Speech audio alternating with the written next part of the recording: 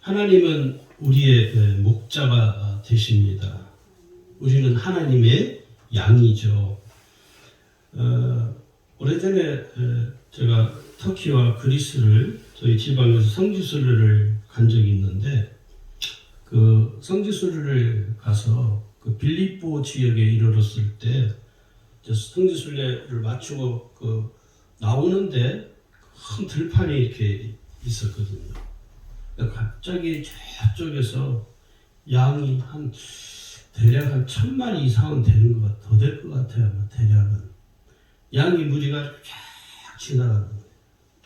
그래서 제가 성지순례를 하는 동안에 양무리를 한번 볼 수 있을까 그렇게 생각을 했었는데, 그 광경을 보니까 참 장관이더라고요.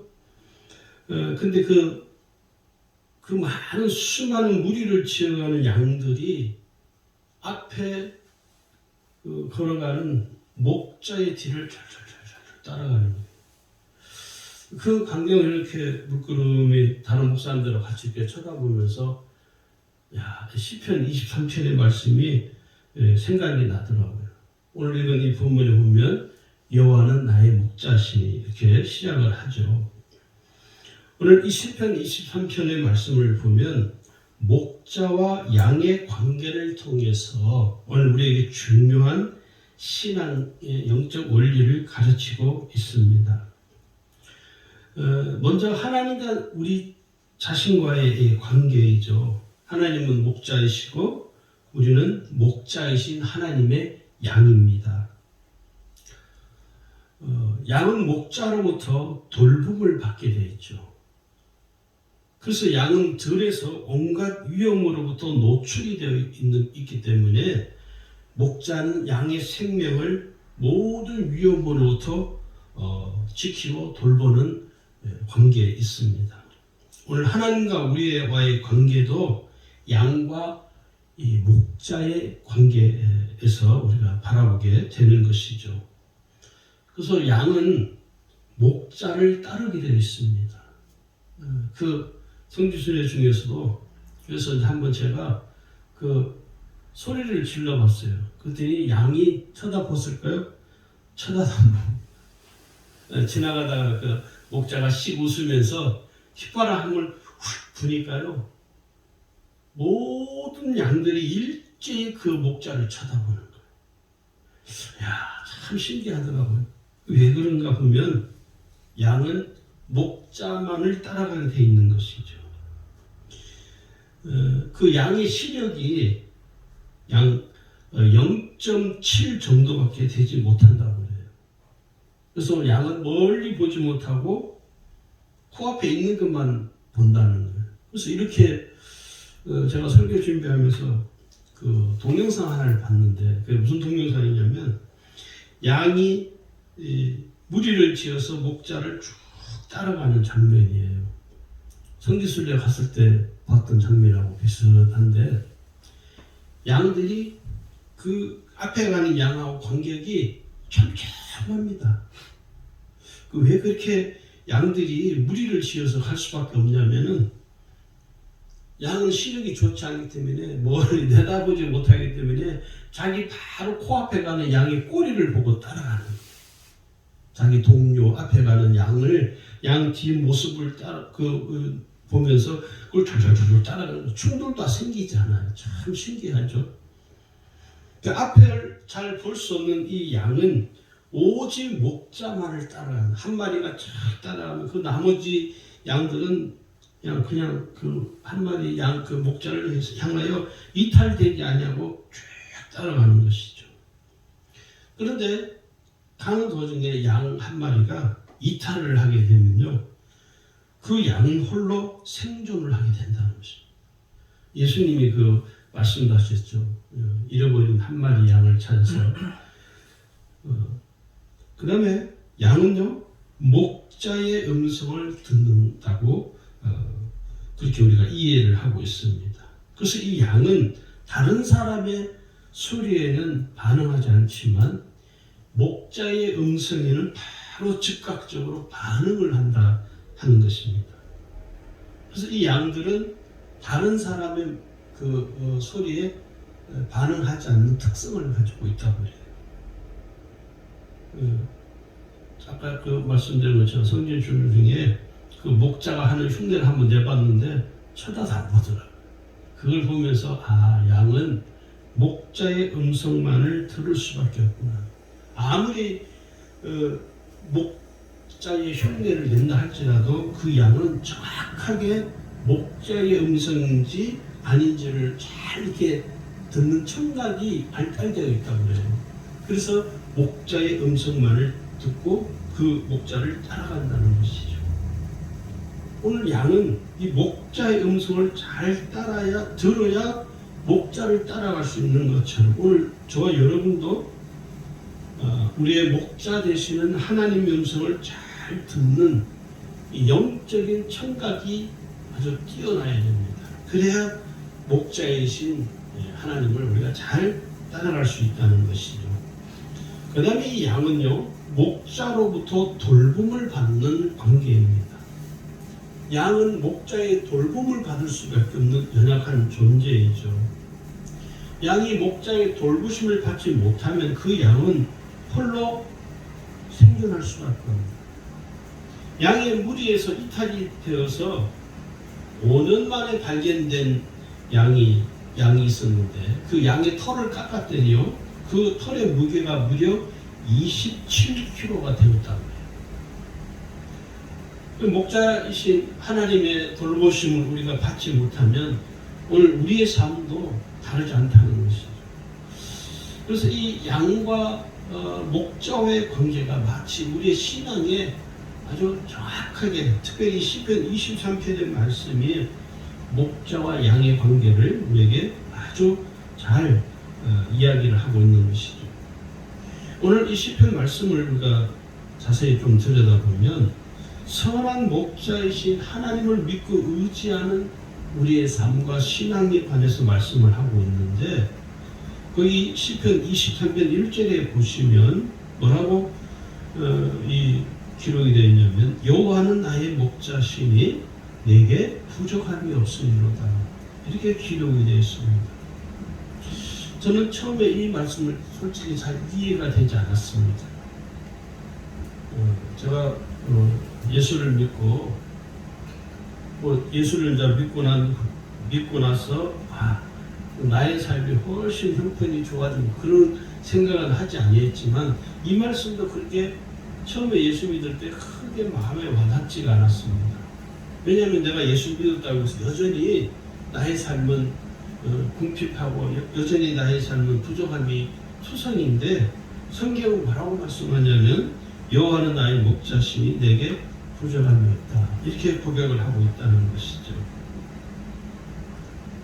그런데 성경을 원어를 찾아보면요, 이 부족함을 성경 원어로는요 핫세르라고 합니다. 이 핫세르라는 단어의 의미가 뭐냐면 감소하다는 의미, 부족하다, 필요하다, 감소하다는 의미를 가지고 있는 뜻입니다. 백성의 욕구를 채워주시는, 양의 욕구를 채워주시는 하나님의 충만한 은혜를 표현하는 데 사용되는 것이죠. 우리가 지금 와서 이런 거죠.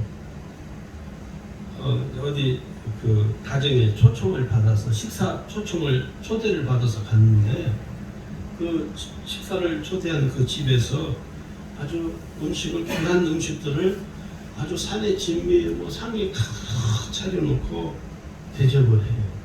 그래서 그것을 제가 아주 맛있게 음식 초대한 그분의 그 정성이나 또 그 음식을 아주 깨끗하게 깔끔하게 단단히 준비한 그 마음이 너무 귀해서 음식을 아주 맛나게 먹었습니다.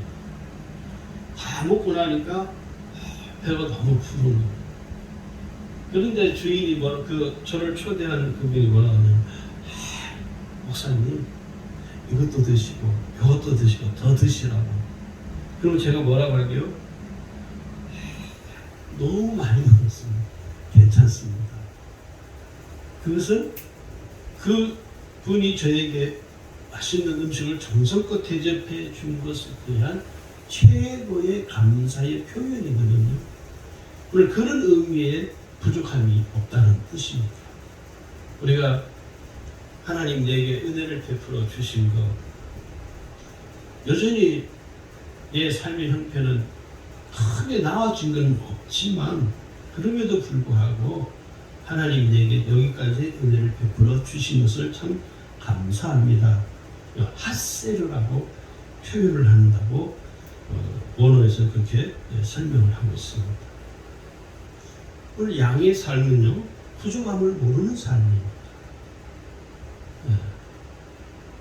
양이 나는 부족해요. 하나님 나는 부족해요. 더 주세요. 더 주세요. 그러면요, 그는 부족함이 모르는 삶이 아니라 그는 욕망이 가득한 삶이죠. 제가 신학교에 다닐 때 지금 그분이 교수를 사역을 하시는데 이건 목회라고 계시는데 그 교수님이 그런 이야기 하시더라고요.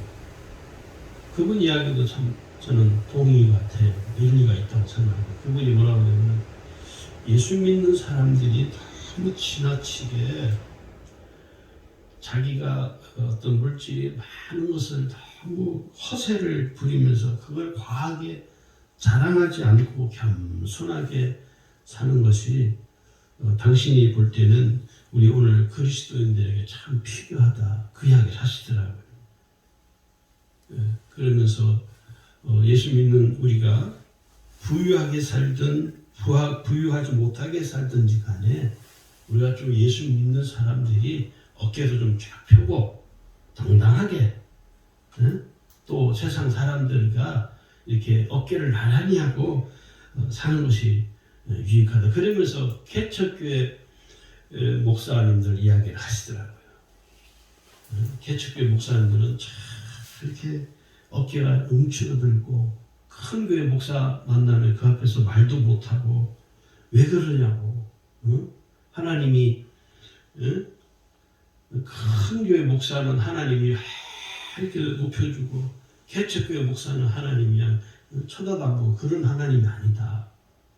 그러니까 우리 보고도 당신들도 앞으로 이제 목회를 나갈 거니까 개척교회를 하든 큰 교회 담임을 가든 겸손하게 또 큰 교회 담임 목사로 갔으면은 교만하게 목회를 말고 연약한 개척교회 목회자들 좀 돌아봐주고 교회들 돌아보고 그러면서 서로 섬기면서 우리 기독교 신앙 공동체 교회를 아름답게 좀 꾸려왔으면 좋겠다. 교수님이시니까 신학생들한테 늘 그런 얘기 할 수밖에 없죠. 오늘 우리가요, 내가 물질이 많고 적음의 문제가 아니라 오늘 양인 내가 목자이신 하나님이 내게 베풀어 주시는 그 은혜에 대해서 우리가 감사하고 만족하면요, 실제로 오늘 이 시편 23편 1절에 고백하는 이 고백이 오늘 우리의 고백이 된다는 것입니다. 할렐루야. 우리의 고백이 될 수밖에 없는 것이죠.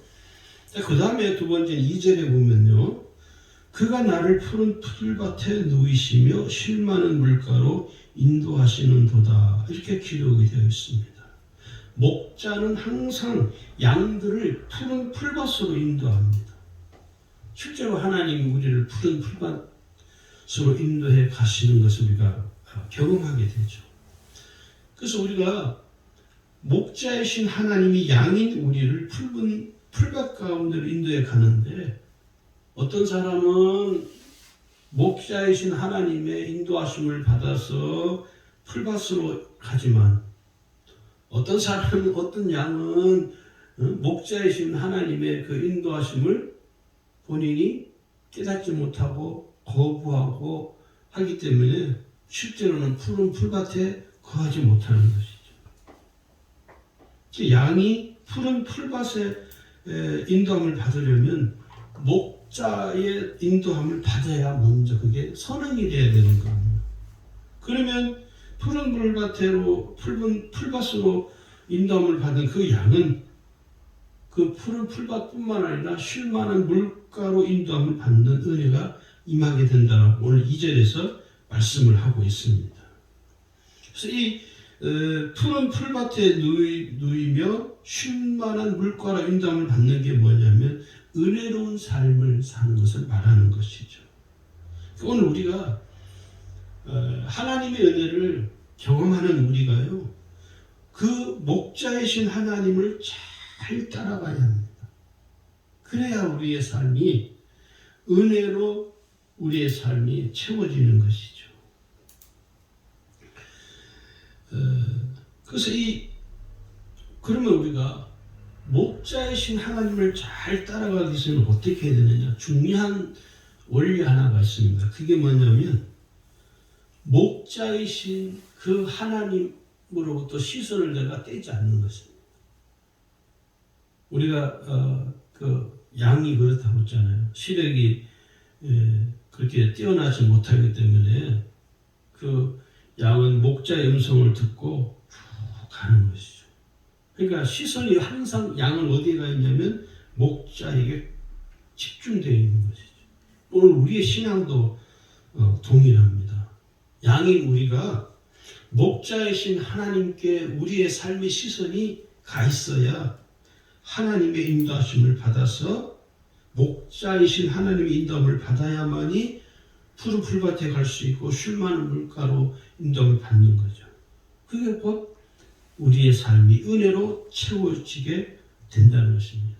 그런데 내 삶의 시선이 하나님께로 가 있지 않으면요, 홀로 우리는 고군분투해야 됩니다. 혼자서 열심히 애를 써야 되고 열심히 힘을 써야 되고 하나님 없는 것처럼 살아갈 수밖에 없는, 이게 길을 잃어버린 그 무리에서 이탈되어진 양은 결국 그렇게 되거든요.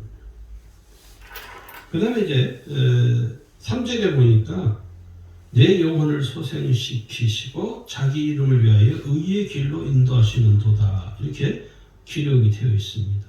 이 말씀의 의미는 뭐냐면 내 영혼을 소생시키시고 의의 길로 인도함을 받는 삶인데, 오늘 양은 목자로부터 돌봄을 받아야 소생케 되는 것입니다.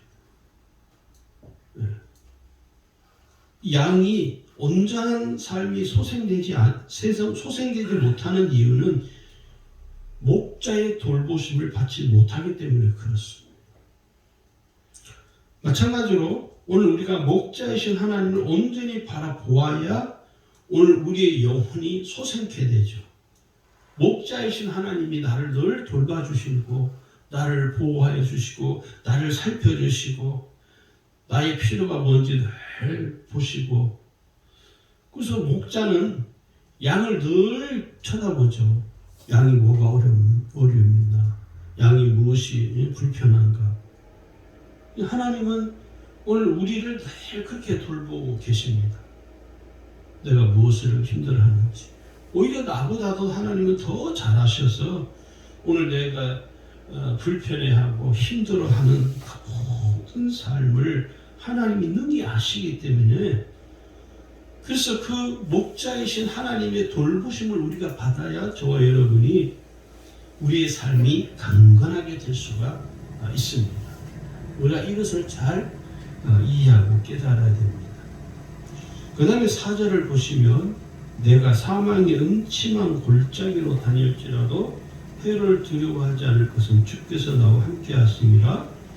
주의 지팡이와 막대기가 나를 안위하시나이다. 이게 기도였습니다. 이 말씀을 한 문장으로 줄이면 주께서 나와 함께 하시는 삶이죠. 나의 목자이신 하나님께서 나와 항상 영원히 함께 하시는 것이죠. 영원히. 우리는 누군가 이렇게 영원히 할 수가 없죠. 제한적이죠. 부모가 자식을 위해서도 영원히 할 수 없죠. 그 자식이 결혼을 하는 순간 더 이상 부모가 자식의 삶에 개입할 수가 없습니다. 요즘은 부모가 자식의 삶에 개입이 하는 것이 아니라 결혼을 하는 순간 이 자식들이 부모의 삶에 개입을 해요. 그죠? 엄마, 우리 아이가 태어났는데 와서 좀 돌봐줘. 요즘은 또 황혼 유아가 아주 우리나라에 아주 큰 또 사회적인 이슈가 되어가고 있죠. 부모들이 힘들게 자식 결혼시키고 좀 편하게 지내지 않았는데 그 자식이 결혼을 해서 아이를 손자를 낳았는데 그 당신 손자를 자식들이 돌봐달라 하니까 또 부모들이 거부를 못하거든요. 우리 한국 부모들은 마음이 여려가지고 다른 외국이나 미국 이런 데는 그렇지 않거든요. 너 문제는 너가 알아서 해라. 그 사람들은 어렸을 때부터 독립적인 주체성을 가지고 어렸을 때부터 그래서 어렸을 때부터 그 나라는 아이들에게 용돈을 안 주거든요. 우리나라는 부모가 용돈을 매일 줘야 되고 황혼 유아가 아주 요즘은 그래서 얼마 전에 보니까 제가 그 프로를 가끔 이렇게 보는데 구해주 홈즈라고 집을 이렇게 이제 방송에 연예인들이 대신 집을 구해서 의뢰한 사람한테 이제 집을 이렇게 소개를 해주는 프로가 있어요. 거기 홀로 된 엄마가 남편이 8년 전에 세상을 떠나고 그 딸이 결혼을 해서 자녀들이 있는데 그 자녀들을 그 손주 둘을 그 엄마가 가서 돌봐줘요. 그런데 이분이 뭐라고 그 프로에 이제 의뢰를 하냐면 내가 지금 이렇게 손주들을 돌보고 있는데 나도 힐링할 수 있도록 힐링할 수 있는 집을 좀 알아봤다. 그러면서 이제 그 연예인들이 나와서 집 몇 군데를 이렇게 소개를 해주더라. 오늘 성경은 우리에게 우리가 그 목자이신 그 하나님이 우리가 사망의 음침한 골짜기 같은 이 세상에서 살아갈 때 하나님은 결코 우리를 머리털 하나 상함받지 않은 해를 받지 아니하도록 하나님 우리와 함께 하시며 또 주의 은혜가 우리의 삶을 둘러치고 있다는 것입니다. 어떤 맥락에서 보면 그렇게 우리가 좀 깨달아질 때가 있잖아요. 내가 지금 삶의 형편이 어렵고 힘들지만 무언가 하나님의 은혜의 손이 나를 이렇게 감싸고 있는 것처럼 여겨질 때가 참 많거든요. 내가 지금 마음이 너무 힘들고 고민스러운데 그럼에도 불구하고 하나님께서 은혜의 손으로 나를 이렇게 감싸주고 계시는 그런 은혜를 우리가 종종 깨닫게 됩니다. 그게 뭐냐? 그게 오늘 이 시편 23편 4절의 말씀입니다. 내가 사망의 음침한 골짜기로 다닐지라도 내가 해를 당하는 것을 두려워하지 않는 것은 그 주님이 목자이신 그 주님이 항상 나와 함께 하십니다. 그래서 저는 이 시편 1절에서 23편 1절 6절까지 있지만 특별히 이 4절의 말씀이 참 마음에 크게 이렇게 울림이 되는 것 같아요. 그 다음에 이제 5절을 보시면 주께서 내 원수의 목전에서 내게 상을 차려주시고 기름을 내 머리에 부으셨으니 내 잔이 넘치나이다. 원수의 목전에서 나를 건져주시는 하나님이시죠. 여기 보시면요, 원수의 목전이라고 기록해요. 그 목전에서 내게 상을 차려주신다. 우리가 이 세상에 사는 날 때는 얼마나 많은 이 삶의 환경이 우리를 덮치고 할 수만 있으면 우리를 넘어뜨리려고 하잖아요. 또 심지어는 그것도 안 되니까요. 사람을 통해서 어떤 때는 가장 친하게 되겠다고 생각하는 사람이 나를 공격할 때도 있거든. 네. 저 사람은 그래도 내가 믿었던 사람인데 라고 했던 그 사람이 나를 실망시킬 때가 한두 번이 아니거든. 이런 원수의 목전에서 이런 당하는 우리의 모든 삶의 위태로운 우리의 삶 가운데 있지만 하나님이 그럼에도 불구하고 여전히 우리에게 상을 차려주시고 우리에게 은혜를 베풀어 주신다는 것입니다. 그러면서 여기 보니까요. 기름을 내 머리에 부으셨으니 내 잔이 넘치나이다. 하나님의 임재하심을 말씀하는 거죠. 오늘 저와 여러분의 삶에 단순히 하나님이 나의 목자이십니다라고 끝나는 문제가 아니라 그 목자이신 하나님이 항상 우리의 삶에 이 잔이 넘치는 삶이 되어지도록 우리를 항상 인도해 주십니다. 문제는 그래서 중요한 게 뭐냐면 내가 목자이신 하나님을 잘 따라가는 것이 그렇게 중요하다는 것이죠. 그 다음에 이제 6절을 보시면은 내 평생의 선하심과 인자하심이 반드시 나를 따르리니 내가 여호와의 집에 영원히 살리로다. 오늘 시편 23편의 결론의 말씀이기도 하죠.